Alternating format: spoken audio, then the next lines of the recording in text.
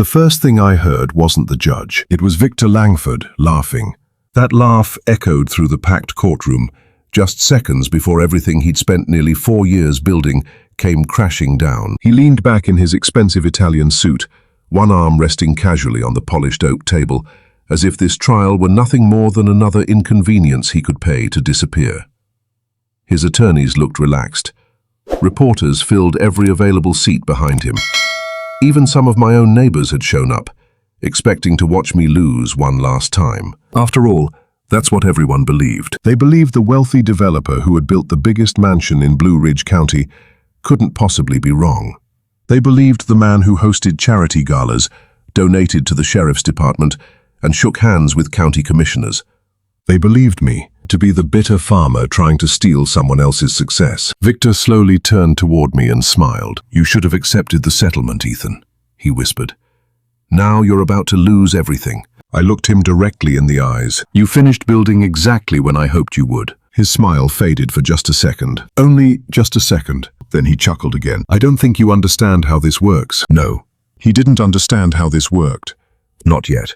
The courtroom doors opened. Every conversation stopped. A deputy wheeled in 6 enormous archive boxes covered in dust, each sealed with county evidence tape. Behind them walked an elderly man, carrying something nearly 5 feet long wrapped inside faded brown canvas. Victor frowned. His attorneys exchanged confused looks. One of them stood immediately. "Your Honor, we weren't informed of additional evidence." The judge calmly adjusted her glasses. "You were informed. We received no such notice. You received it 78 days ago." Silence. I could actually hear someone in the gallery drop a pen. The old man carefully laid the canvas tube across the evidence table before untying its weathered leather straps. He looked over at me with tired eyes and gave the smallest nod. It was Henry Dawson, the retired county surveyor everyone believed had died 2 years earlier. Victor's face lost every trace of color. No, it came out as barely more than a whisper. Henry slowly unrolled an original county survey map, drawn almost 60 years earlier. The paper looked ancient, yellow, fragile. Every fold showed decades of age, but the red wax county seal was untouched.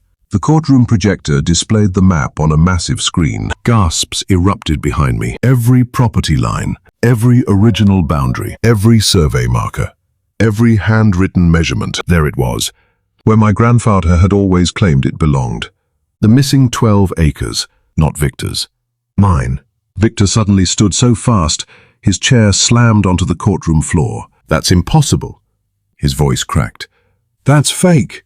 Henry quietly reached into another evidence box. "I wondered if you'd say that." He placed 3 leather-bound field journals beside the map. My handwritten survey notes. Another folder. The county approval records. Another. The engineering corrections. Another. The replacement boundary orders. Each document carried official signatures, official seals, official dates. The room felt frozen. Then Margaret, my attorney, quietly pressed a button on her laptop. A satellite image appeared beside the original survey. Another image followed, then another. Then drone footage, construction photos, foundation layouts, concrete pour inspections. Every stage of Victor's mansion spoke for the first time. Mr. Langford knowingly built a $14 million estate on land he acquired through a falsified survey. The judge looked directly at Victor. "Is that statement inaccurate?" Victor opened his mouth. Nothing came out. His attorney began shuffling through papers with shaking hands. The courtroom wasn't quiet anymore. It was alive. Reporters were already typing. Camera shutters echoed like distant thunder. Someone behind me whispered, "My God."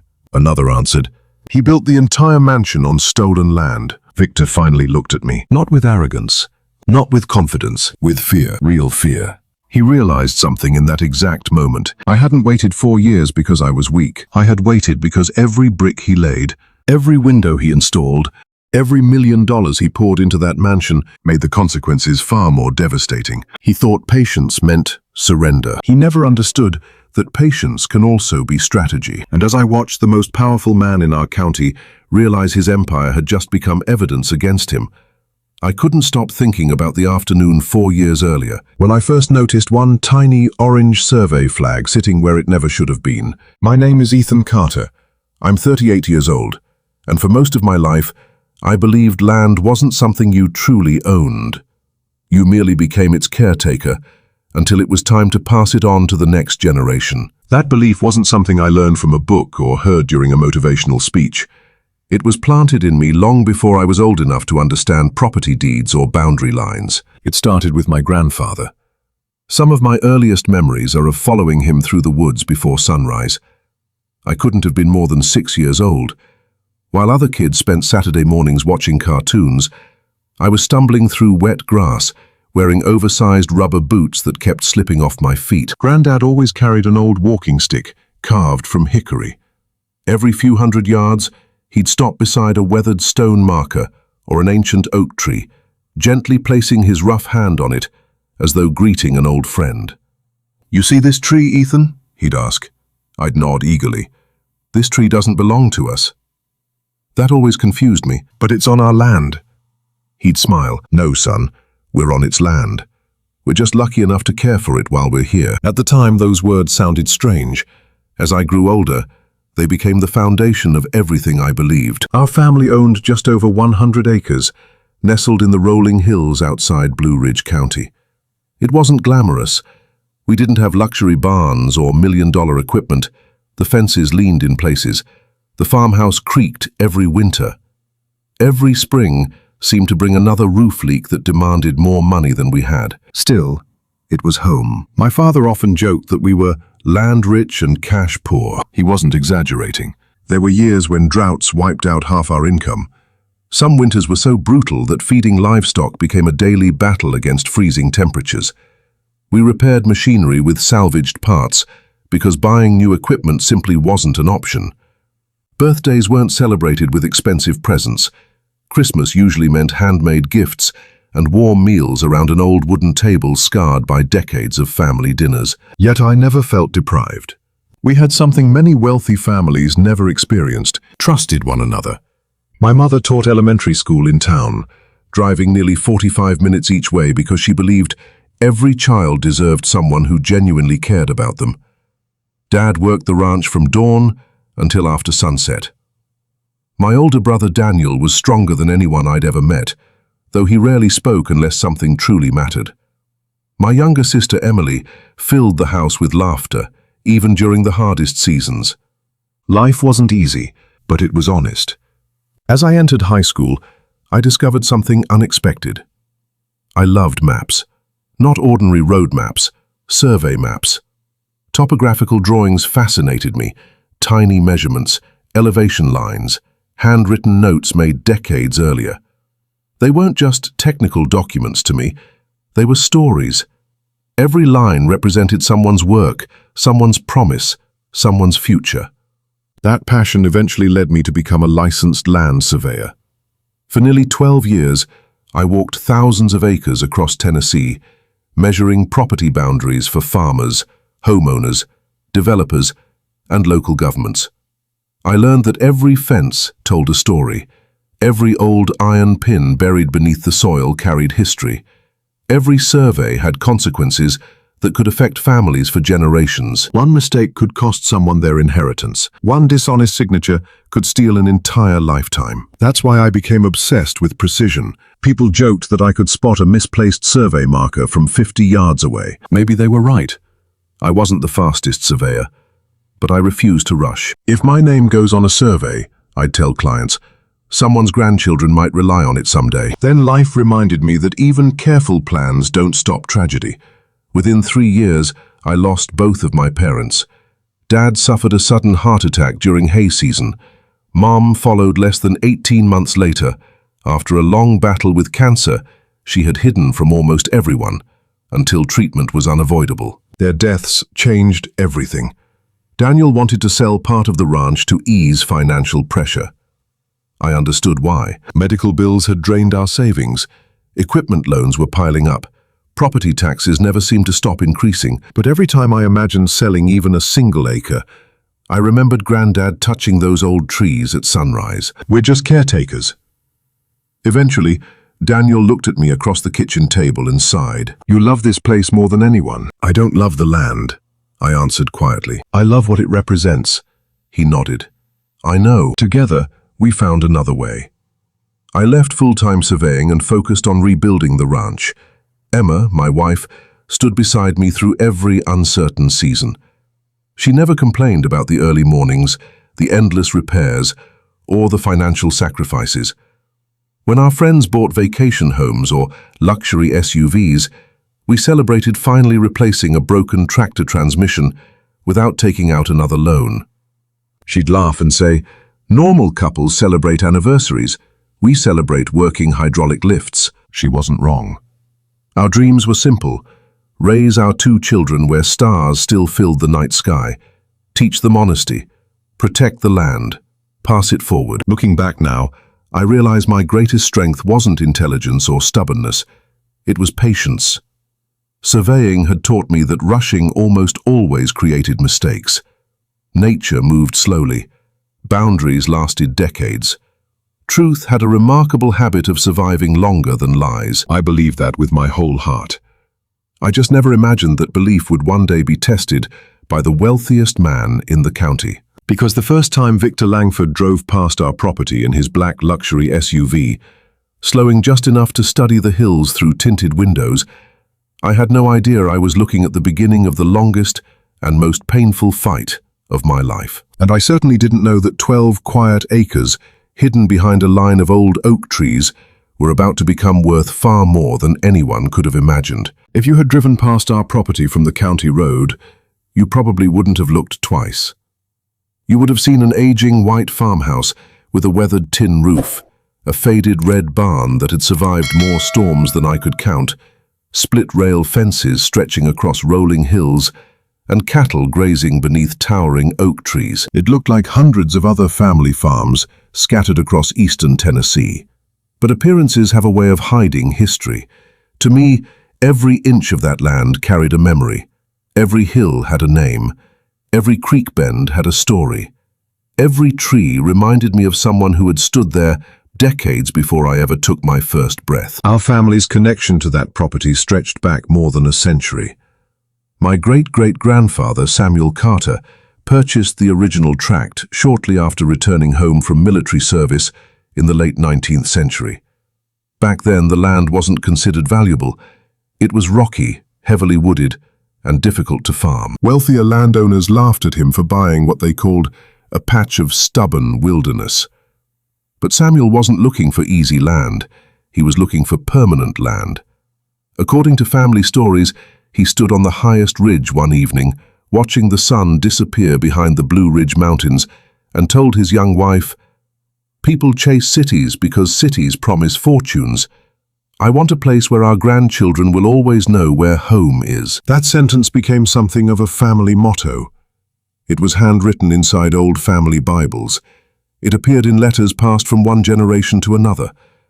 My grandfather even carved those words into a cedar beam above the original fireplace. Whenever life became difficult, someone would glance toward that beam and quietly repeat them aloud. It wasn't about money. It never had been. It was about belonging. Over the decades, the Carter family added small pieces of neighboring land whenever they could afford them. Sometimes it was 5 acres, sometimes 10, occasionally just a narrow strip along the creek. Every purchase represented years of sacrifice. My grandfather used to joke, "We never inherited wealth, we inherited patience." By the time the property reached my father, it totaled just over 100 acres, each one carefully documented through surveys, handwritten deeds, tax records, and family journals dating back generations.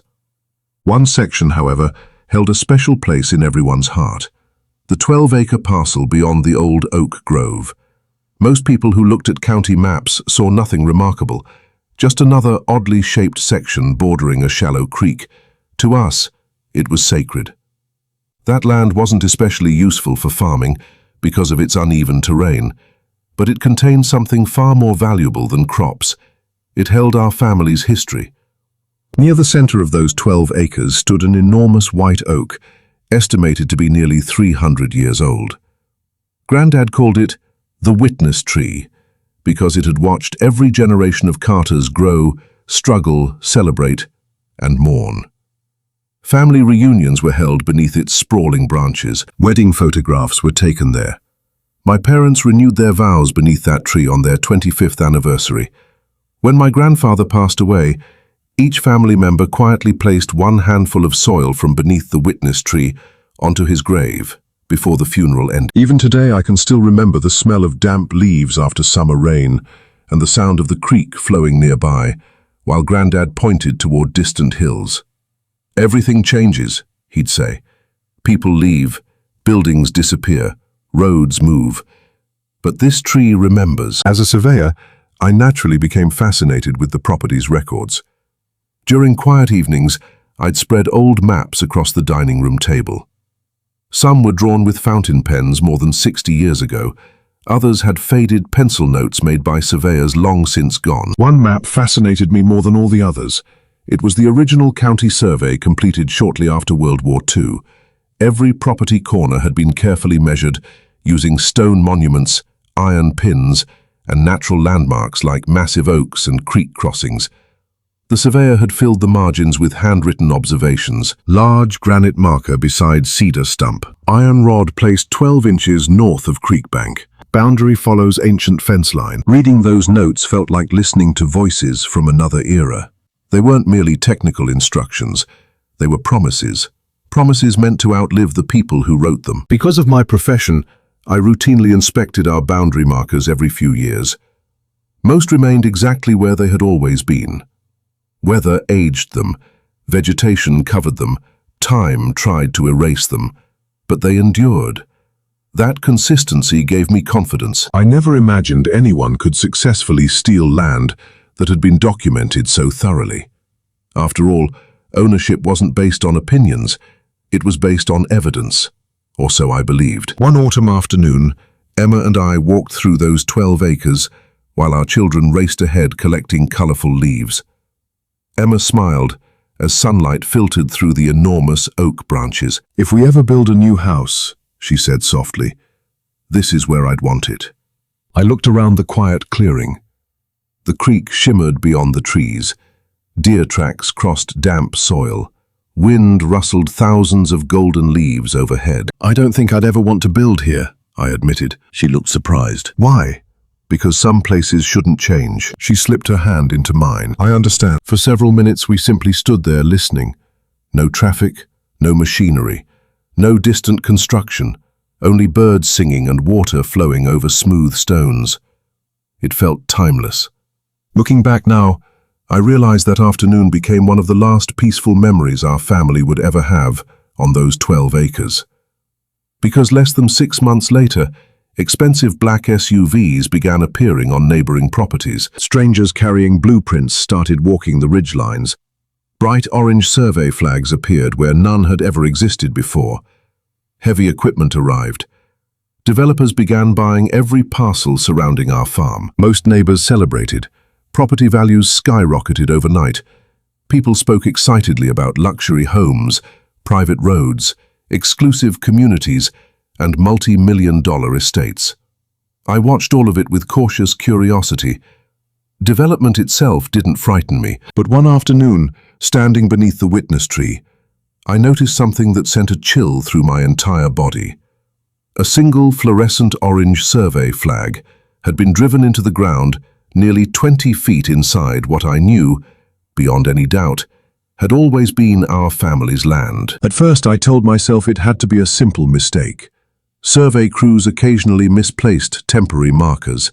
It happened. But as my eyes followed the line of identical orange flags disappearing deeper into the woods, I realized someone wasn't marking a mistake. Someone was drawing an entirely new property boundary, and whoever had done it was claiming all 12 acres as if the Carter family had never owned them at all. I still remember the exact date because it divided my life into 2 parts. Everything before that morning, and everything after. It was a cool April Tuesday, the kind of spring morning that makes the Tennessee hills look almost unreal. A thin layer of fog drifted over the pastures, and the rising sun painted the valleys in shades of gold and soft orange. Dew clung to every blade of grass, soaking the cuffs of my work jeans as I stepped outside with a steaming mug of black coffee. Emma was standing on the porch, arms folded against the chilly breeze. "You're leaving early," she said. I want to check the north fence before the cattle get moved this weekend. She smiled. You've walked that fence line 3 times this month. I know, she laughed softly. You don't trust fences. I trust fences, I replied. I don't trust people who suddenly become interested in land they've ignored for 30 years. She kissed my cheek before handing me my old survey backpack. Be careful. I always am. Those words still haunt me. I climbed into my aging pickup truck and drove slowly along the gravel road, leading toward the northern boundary of our property. The windows were rolled down, letting in the crisp scent of damp earth, pine needles, and blooming dogwoods.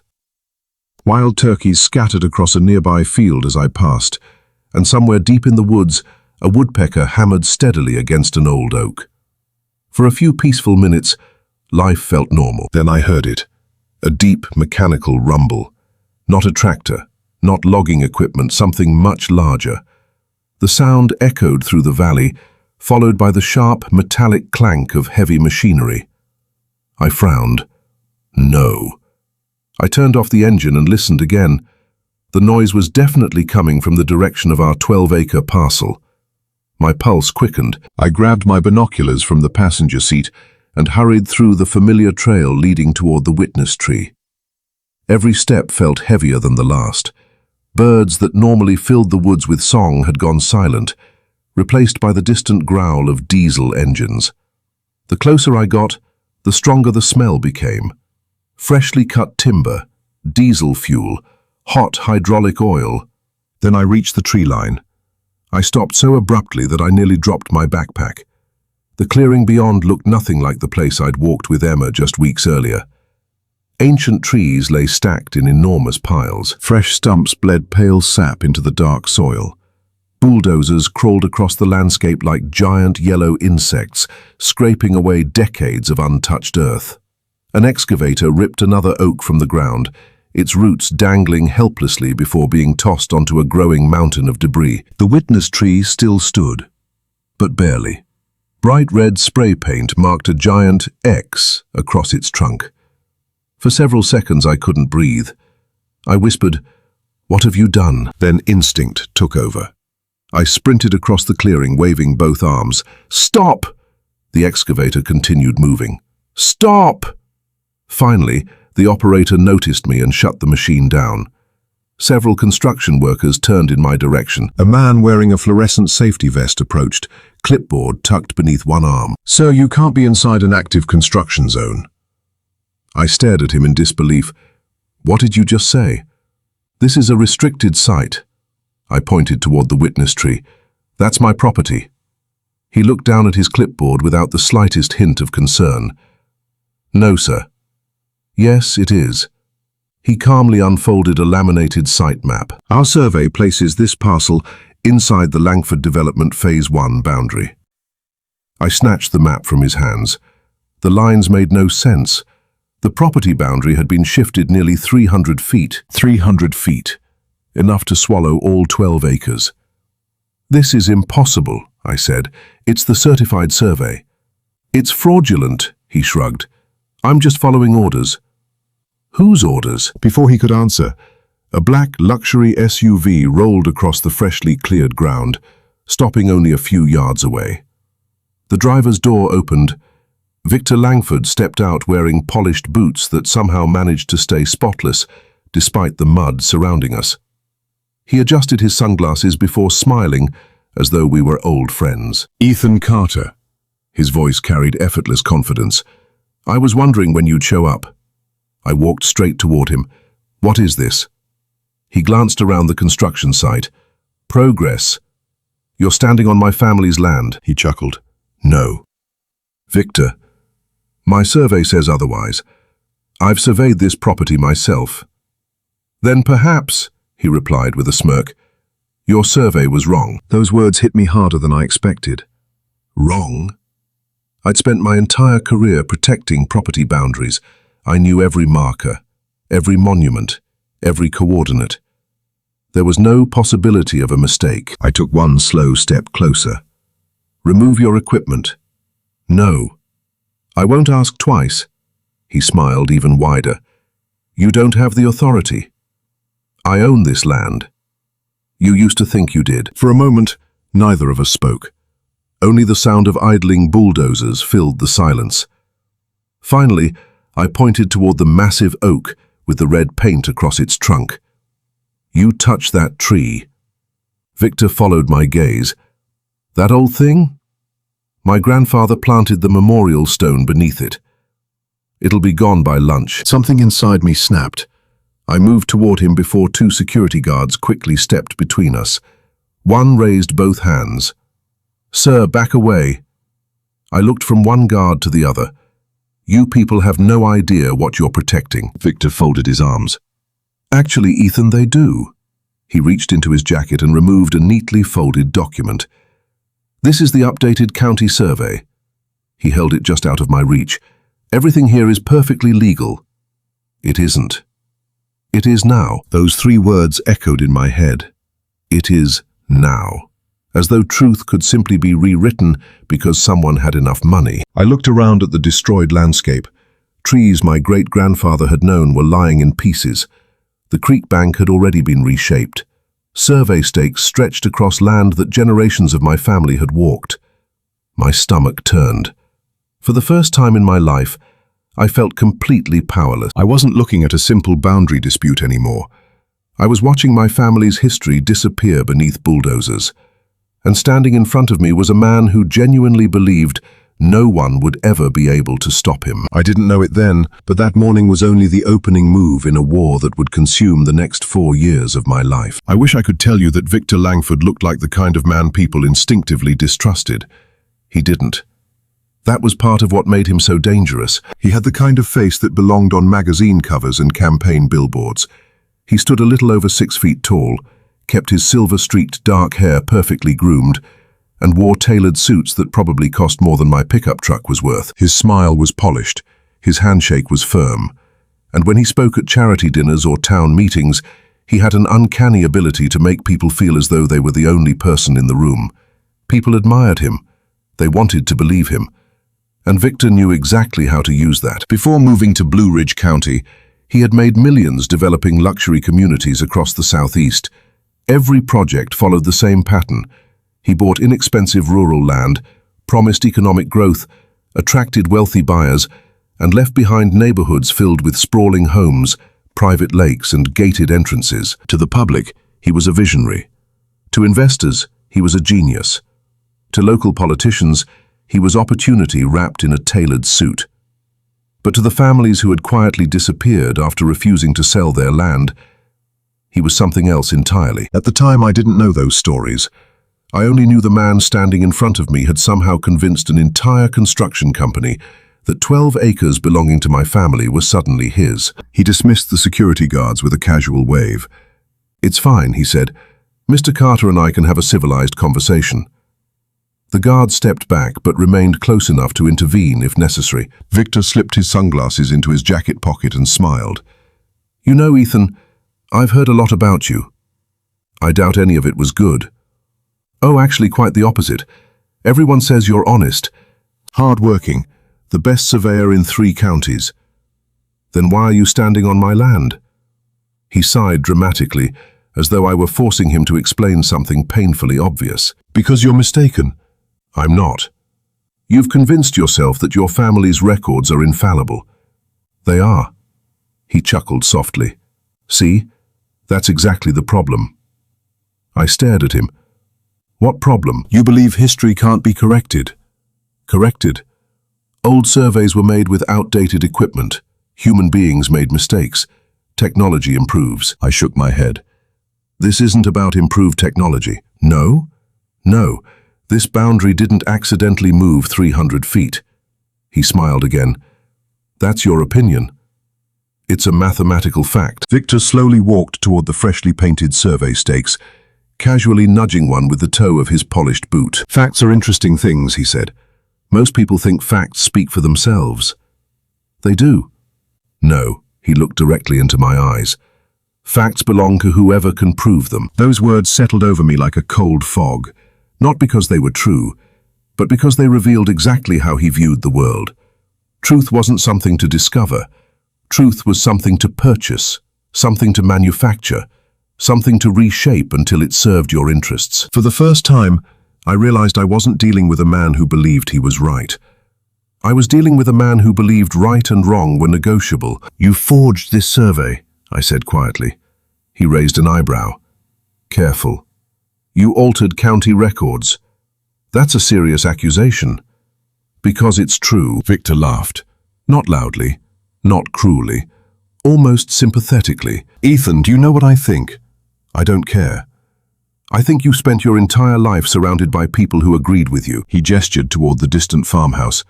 "Small town, family land, same neighbors for generations. So you've never learned how the real world works." "The real world doesn't allow theft." "It does," he replied calmly, "when it isn't theft." I felt my jaw tighten. "You're trying to convince me that I'm imagining 12 missing acres. I'm trying to convince you that memory isn't evidence. My family's deeds are. My survey supersedes them. It doesn't. We'll let the county decide.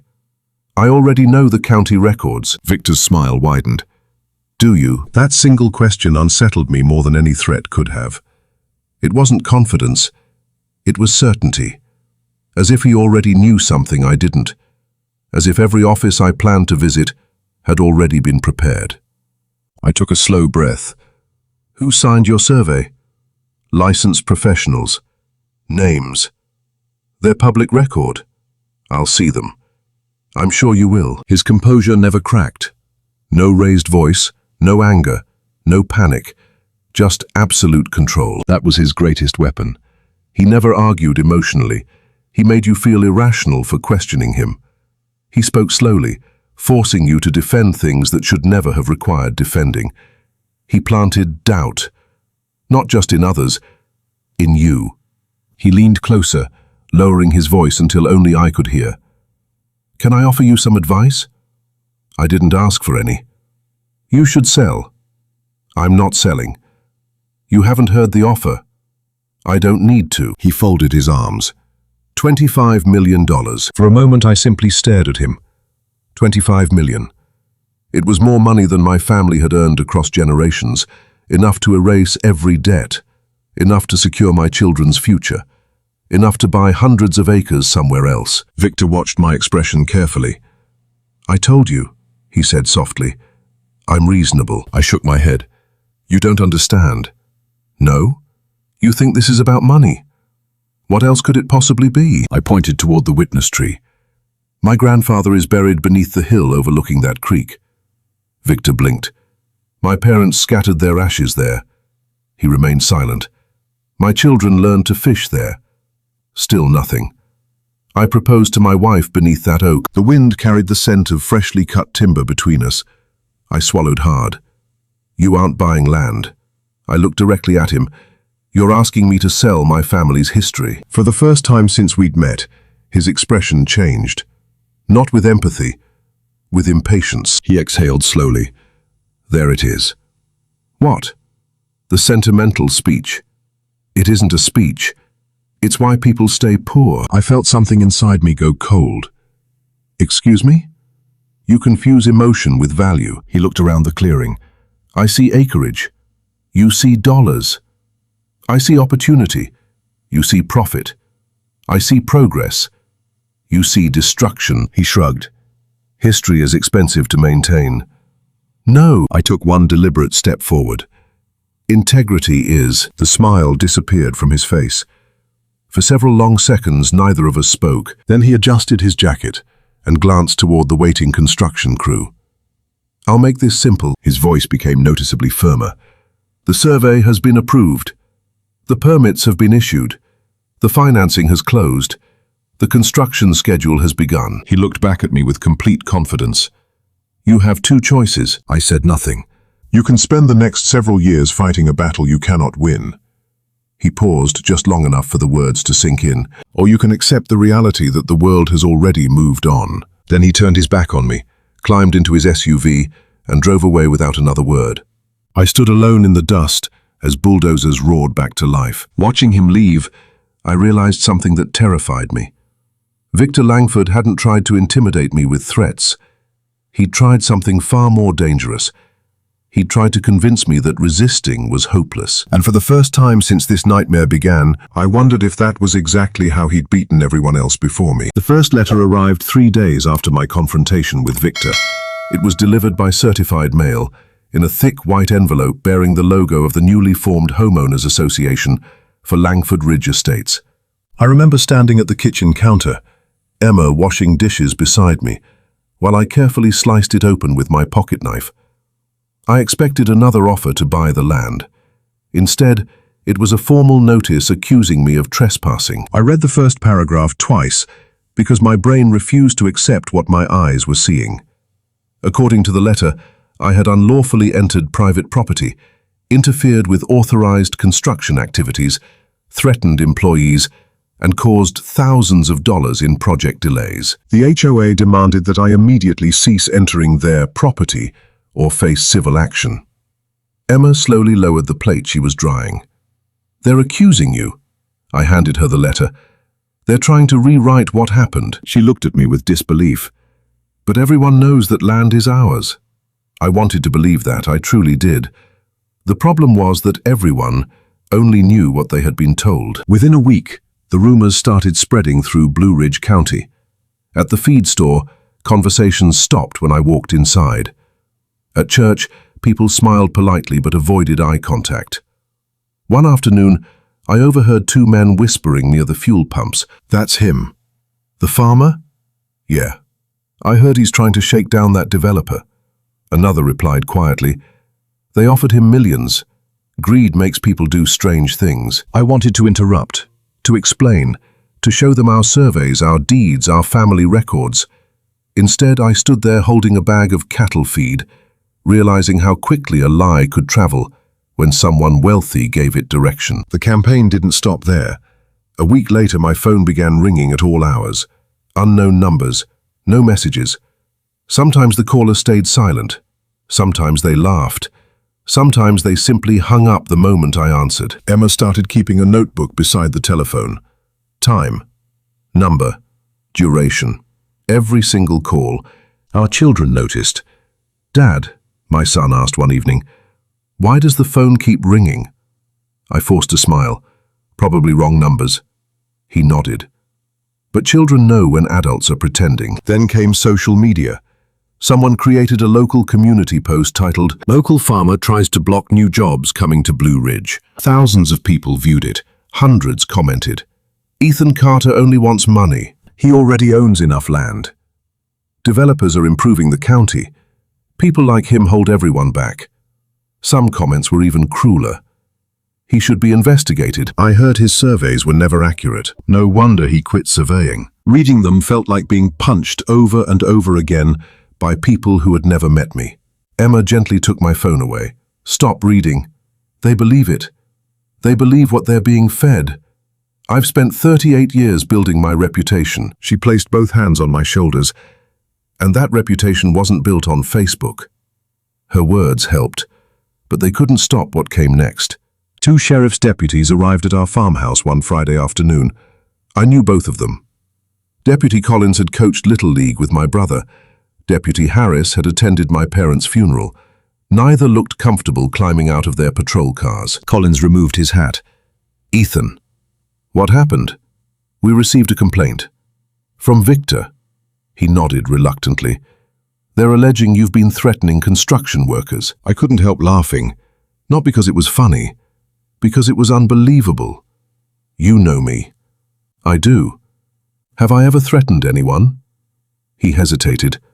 "No." "Then why are you here?" "Because we have to investigate." Emma stepped onto the porch. "Would either of you like coffee?"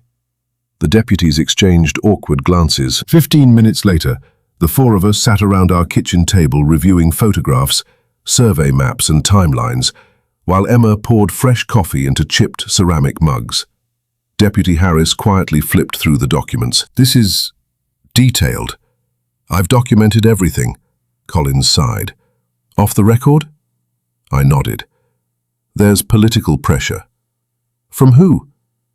He didn't answer directly. "You know how things work around here." "Yes, unfortunately." I was beginning to. Over the next month, county inspectors suddenly became frequent visitors. One claimed our equipment shed violated setback requirements. Another questioned an old drainage ditch that had existed for decades. A tax assessor unexpectedly re-evaluated our property, dramatically increasing its assessed value. Then an environmental compliance officer appeared, alleging possible creek contamination from livestock. Every inspection ended the same way. No serious violations, no fines, no legal action. Just another interruption, another day lost, another attorney consultation, another stack of paperwork. It became obvious what they were doing. They weren't trying to beat me in court. They were trying to exhaust me, financially, emotionally, mentally. Some nights I couldn't sleep.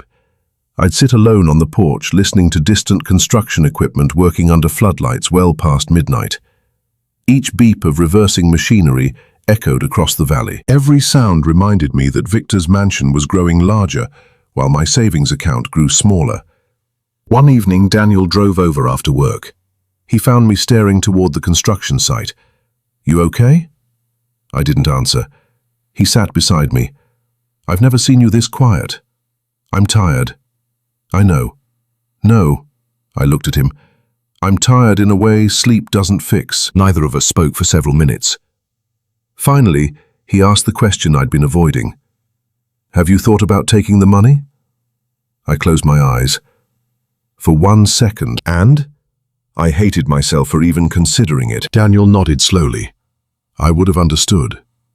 I wouldn't. He looked toward the lights of Victor's nearly completed mansion, glowing above the ridge. "He's trying to break you." "I know. The question is," he paused, "how much longer can this continue?" I didn't have an answer, because for the first time since this nightmare began, I wasn't just fighting for 12 acres. I was fighting to hold on to my identity. Everything I'd spent decades building, my reputation, my career, my peace of mind, was being chipped away one accusation at a time. Victor Langford had discovered something that bulldozers never could. He didn't have to destroy my land if he could convince the world that I was the villain. And as I looked across the valley at the mansion rising higher each week, I realized the most dangerous battles aren't always fought with lawyers or machines. Sometimes they're fought inside your own mind, where doubt quietly whispers that maybe giving up would hurt less than fighting one more day. By the beginning of the second year, I was running on fumes. The legal bills had climbed well into 6 figures. I had taken on extra surveying jobs in neighboring counties just to keep up with attorney fees, while still trying to manage the ranch. Most mornings started before sunrise and ended well after dark. Coffee had become less of a comfort and more of a necessity. Emma could see it before I could. One evening she found me asleep at the kitchen table, my reading glasses still on, surrounded by survey maps, county plats, receipts, and handwritten notes. She quietly draped a blanket over my shoulders.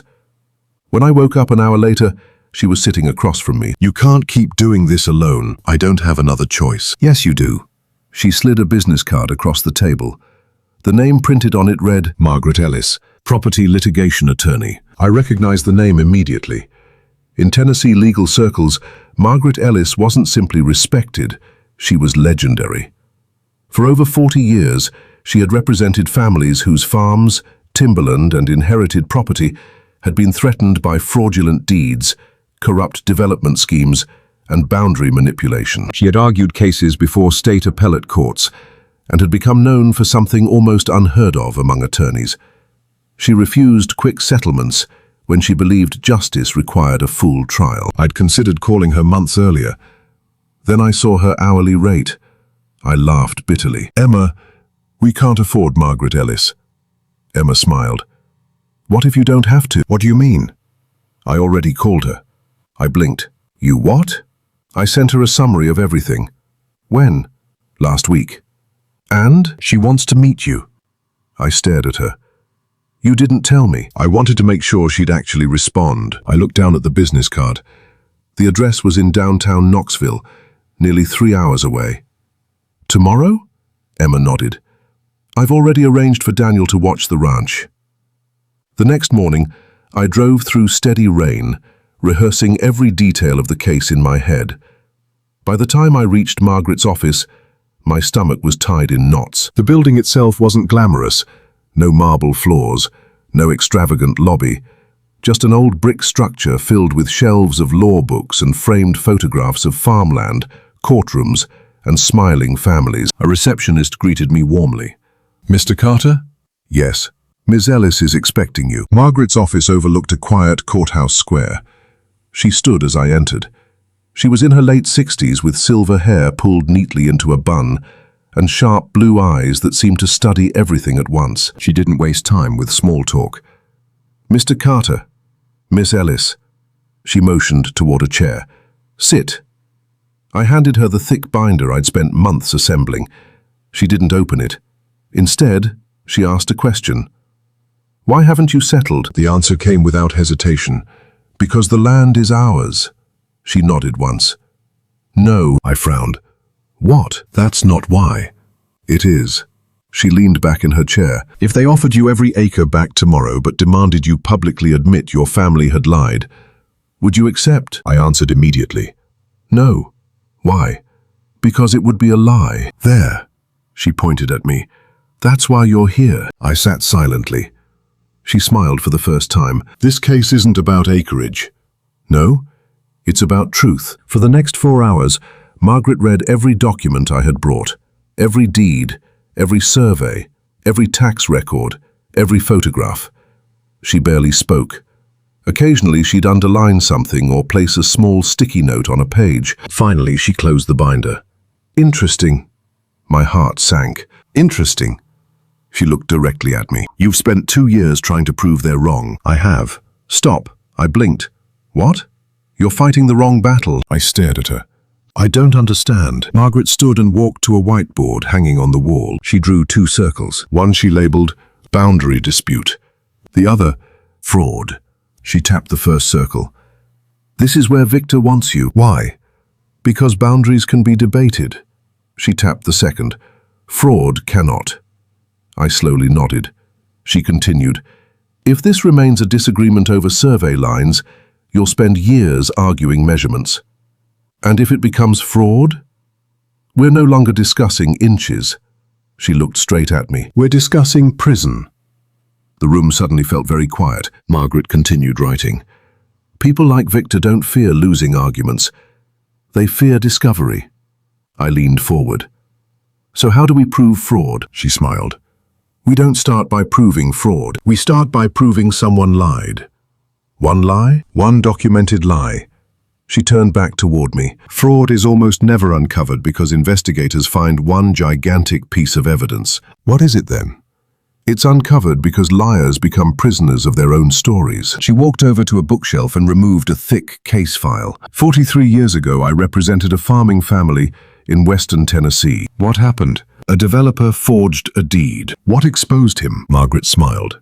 "A mailbox." I laughed despite myself. "A mailbox?" "He forgot to remove one old rural mailbox shown in aerial photographs." She shrugged. "One overlooked detail destroyed an entire multi-million-dollar scheme." I sat quietly, absorbing every word. She noticed. "Mr. Carter." "Yes?" "Have you ever hunted?" "Since I was a boy." "Then you already understand." "I do?" She nodded. "When you're tracking a wounded deer, you don't run through the forest hoping to stumble across it." "No.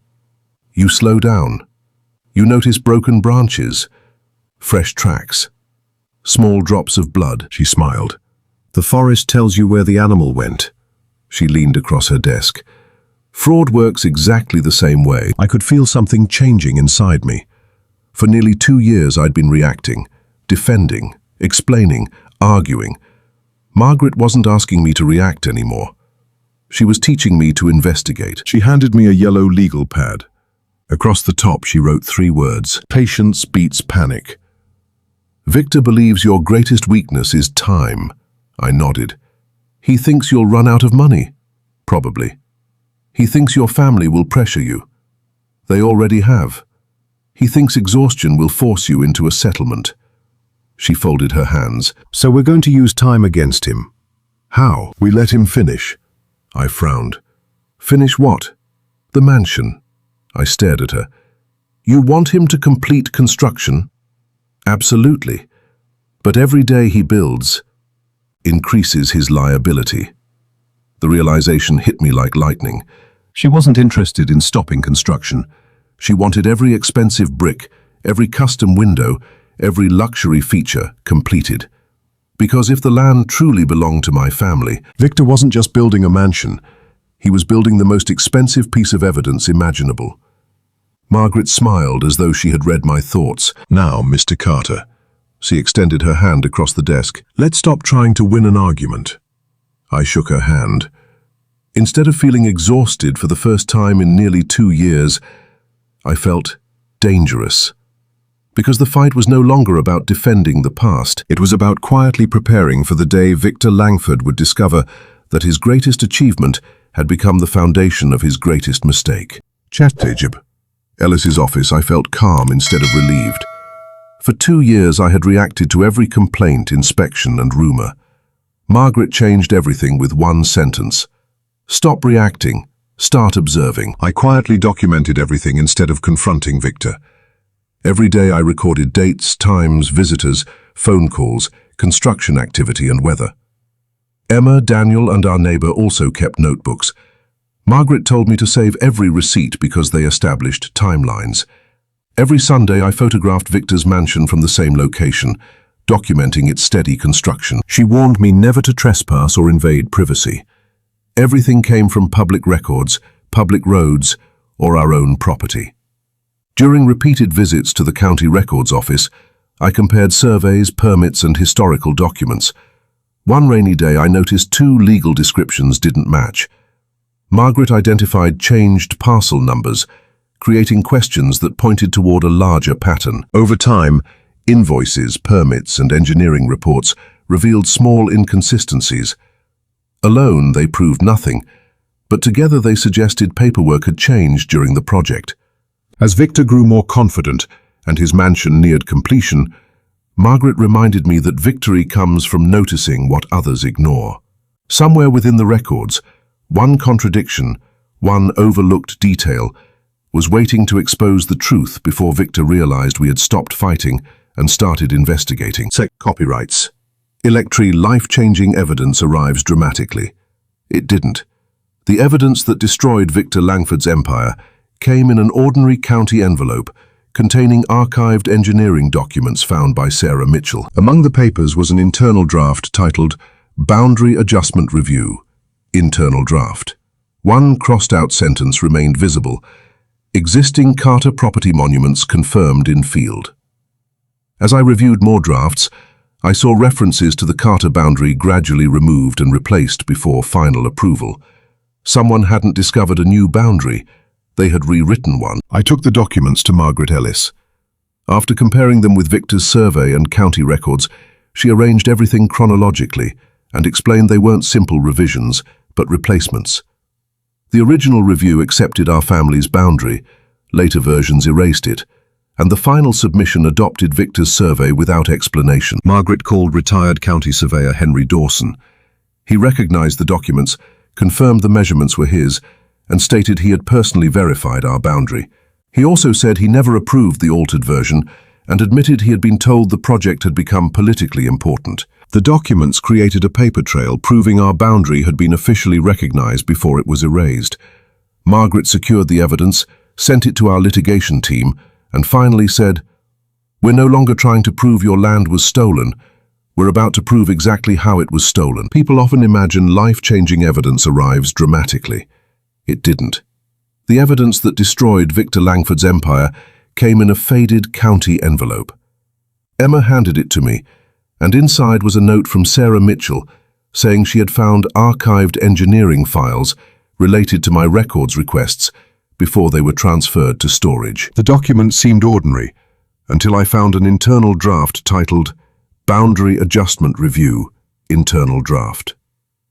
A crossed-out sentence still read, Existing Carter property monuments confirmed in field. Later versions removed every reference to our boundary and replaced existing monument with revised monument.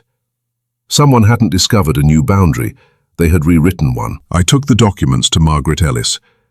She compared them with Victor's survey and county records. then explained they weren't revisions, but replacements that erased history. The original review accepted our family's boundary before someone intentionally removed that evidence. Margaret called retired county surveyor Henry Dawson. He confirmed he had conducted the original inspection, written the crossed-out statement, and never approved the altered version. He admitted he had been told the project had become politically important. Margaret secured the documents, made certified copies, and sent them to our litigation team. Then she looked at me and said, "We're no longer trying to prove your land was stolen. We're about to prove exactly how it was stolen." Nasheen Caligacy. The trial began 4 years, 3 months, and 17 days after I first saw the orange survey flag. I knew it was no longer just about 12 acres, but my family's legacy and the truth. Emma encouraged me before Margaret, Daniel, Henry Dawson, Sarah Mitchell, and I arrived at a courthouse crowded with reporters. Margaret told me to keep walking. Inside, Victor sat with 3 attorneys. Margaret opened by stating the case was about whether official records had been altered to transfer the Carter family's land and allow Victor to build a mansion on it. Witnesses explained county procedures, survey standards, and construction timelines, laying the foundation for our case. Henry Dawson testified he had personally inspected the original monuments, confirmed they matched the Carter family's historical boundary, and written the statement later removed from the engineering review. He admitted he had been told the project had become politically sensitive. Sarah Mitchell explained how forgotten archive files revealed multiple draft versions showing the boundary changes. Finally, Victor took the stand. He admitted reviewing the survey before purchasing the land. Margaret displayed the original draft beside the final version and confronted him with an internal email. Ordered to read it aloud, Victor admitted, "We need the revised boundary language finalized before financing closes. The Carter monuments create unnecessary complications for the project." After 4 years, the truth finally spoke in Victor's own voice. The courtroom fell silent after Victor finished reading the email. His confidence vanished as Margaret quietly returned to counsel table, knowing the evidence spoke for itself. Victor's attorney argued the email was taken out of context, but Margaret displayed a timeline of surveys, revisions, permits, construction, emails, and testimony. The sequence showed the Carter boundary was originally confirmed, later removed, a revised survey approved, financing completed, and construction begun. She argued these changes were no coincidence. After reviewing the exhibits, the judge ruled that the 12-acre parcel remained the lawful property of the Carter family. She ordered county records corrected, declared the fraudulent survey void, and invalidated all civil filings based on it. She further ruled that Victor had assumed the risk of building while ownership remained under dispute, leaving his mansion at the center of the consequences. News spread quickly as headlines announced the restored family land and the developer's defeat. Some neighbors apologized for believing the rumors. County officials reviewed approval procedures and strengthened boundary verification policies. Asked whether he felt victorious, Ethan admitted he felt relieved. Truth had left evidence behind. It had simply taken years to uncover. Outside the courthouse, he told reporters the case was never about defeating a neighbor, but proving that no amount of money should erase a family's history. For the first time in years, he looked toward home without fear. Before the settlement conference, Margaret reminded me that justice and revenge were not the same. At the courthouse, Victor no longer looked confident. He admitted, "I underestimated you." I replied, "You underestimated the truth." The mediator presented options, including demolishing part of the mansion, a financial judgment, or a land exchange. I chose a different path. I requested that the Carter property be restored according to the corrected survey, all legal records permanently corrected, and our legal costs and financial losses reimbursed. I refused to seek unnecessary destruction because innocent workers had built the house. My fight had never been against families earning a living. When Victor said he didn't deserve mercy, I answered, "No, you don't. But mercy isn't something people earn, it's something people choose." I accepted his apology, but reminded him that responsibility remained. The final agreement required Victor to compensate our family, restore the damaged property, and fund long-term conservation around the witness tree. I also requested a permanent land preservation trust to help farming families facing boundary disputes. Months later, the Carter Land Legacy Foundation opened, providing legal resources and property education. Nearly a year later, standing beneath the witness tree with Emma, I realized the fight had changed me without hardening me. My grandfather had been right. Land is temporary, but legacy is permanent. 2 years after the judge restored our family's 12 acres, people asked if life had returned to normal. It hadn't. It became something better. For months, I still expected another legal notice or inspection until Emma reminded me I no longer had to look for survey flags. The trucks, guards, and floodlights were gone. Only birds, the creek, and home remained. Our land slowly recovered as foresters and volunteers replanted native trees through the Carter Land Legacy Foundation. Every year our family gathered beneath the witness tree, where stories replaced court battles and grandchildren learned why the tree mattered. The foundation grew beyond our county, helping families preserve deeds, verify boundaries, and protect their property. Margaret visited and said, "I helped you win a lawsuit. You turned that lawsuit into a legacy." Victor disappeared from public life. His company dissolved, and years later he sent a letter admitting he had mistaken success for integrity. I kept it with my grandfather's survey maps as a reminder that history is preserved through both victories and mistakes. Our ranch became a place where families learned stewardship and honesty. Whenever people asked how I endured 4 years of pressure, I always gave the same answer. I never faced it alone. I had my family, friends, and those who chose truth over rumors. Standing beneath the witness tree today, I know justice demands patience, sacrifice, and courage. Truth waits quietly until someone uncovers it, leaving behind not revenge, but a legacy future generations can trust. If you've stayed with me all the way to the end of this story, thank you. I truly appreciate you spending this time with me. Stories like this remind us that protecting what's right isn't always easy, but patience, integrity, and perseverance can accomplish what money and power sometimes cannot. I'd love to hear from you in the comments. Have you ever experienced a property dispute, an HOA conflict, a dishonest neighbor, or a situation where you had to stand your ground even when everyone doubted you? What would you have done if you were in my position? Do you think I made the right decision by choosing compassion instead of revenge? If this story moved you, please like the video, subscribe to the channel, and share it with someone who enjoys powerful, real-life inspired stories. Your support helps this community continue to grow, and I look forward to reading your thoughts. Until next time, thank you for watching, stay safe, and never stop standing up for what's right.